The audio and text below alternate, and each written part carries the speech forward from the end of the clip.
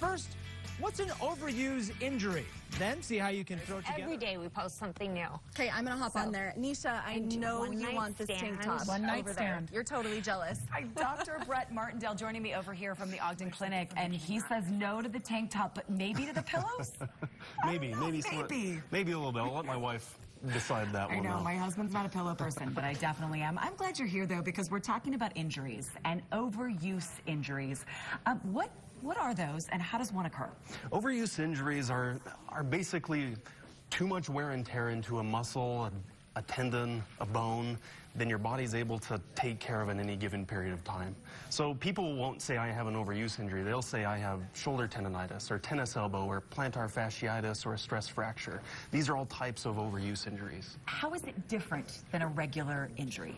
When you think of a regular injury, I think most people think of twisting their ankle and they have a sprained ankle, or they twist their knee and they get an ACL tear, or they break their wrist or something like that. And those are what we call acute injuries. And I like to use analogies. You can kind of think of that as the sledgehammer that breaks the camel's back, whereas the overuse injury truly is the feather that breaks the camel's back. It happens over time. It happens over time, and it's tiny bits of damage that happen, but not that you would know or realize, but it accumulates over time so that in excess of what your body can take care of over that period of time.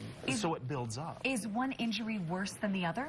It just depends. It depends on where it's at. So I would say a stress fracture is worse than tendonitis, but it just depends on what kind of activities that person is involved with and what kind of symptoms they're having. So speaking of activities, what type of person is most likely to have an overuse injury? Anybody, literally anybody, any age, a Little League baseball pitcher, an elderly person, an elite athlete, a weekend warrior. Wait, our kids? Our kids even. Really? Our kids even. One of the most common injuries that you will see, especially, for example, I mentioned Little League baseball pitchers. Oftentimes on these teams there's one really good pitcher and they pitch all season long, and all of a sudden they get irritations in their growth plates, of their shoulders, their elbows. And the key to it, the key to treatment of whoever it is, whether it's the yard worker, the production line worker, the kid, the adult, the weightlifter, it's all rest. It's allowing the body to catch up with that healing. How do you diagnose something like that? It's usually based on just getting the history of the patient's symptoms and what they've been experiencing and with what activities they've been doing when they're feeling that pain, or are they feeling pain the next morning, and doing a thorough examination.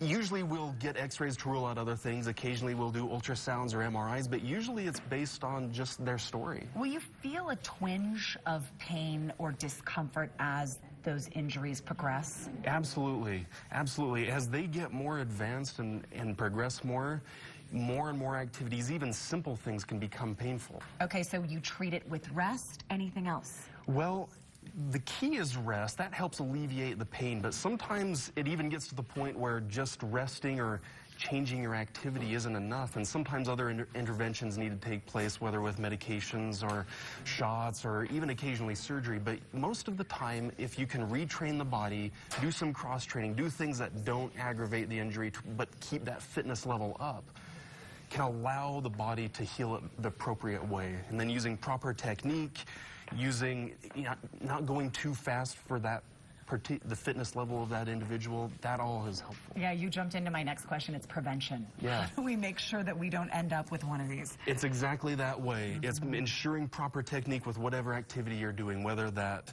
is weightlifting, running, or just doing your yard work.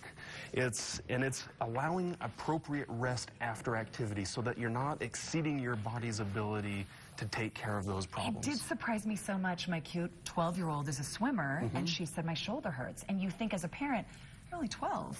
How'd that happen? Yeah. But it can happen at any age. It can happen at any age. It's all about what that person's personal fitness level is and how much activity they're putting into those parts. If you have questions about any of this, everybody, Ogden Clinic has the answers. That's their information right there on your screen. The phone number, the website is ogdenclinic.com. We can link you from our website. Go to goodforutah.com/GTU. It'll all be right there. Go say hi to Dr. Martindale. Thank you so much. Well, thank you very much. Bring him a pillow. You never know. I'll take one. I'll take one. And coming up next, Brian, Allie took her mom thrift shopping for Halloween costumes. Did they